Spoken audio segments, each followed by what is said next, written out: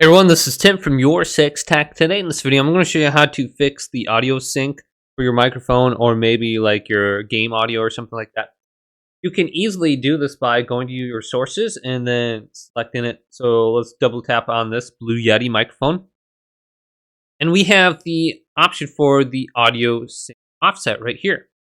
Time it takes between sound occurring and being broadcast.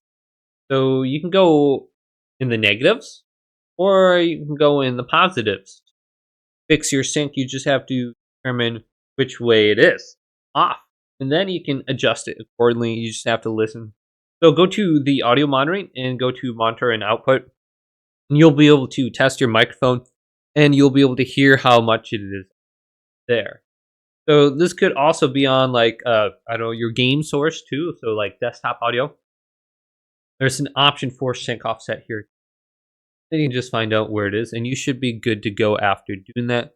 Hopefully this quick little video did indeed help you out. Did, leave it a big thumbs up, and subscribe to my channel down below for more tech videos coming up next on Your 6 Tech.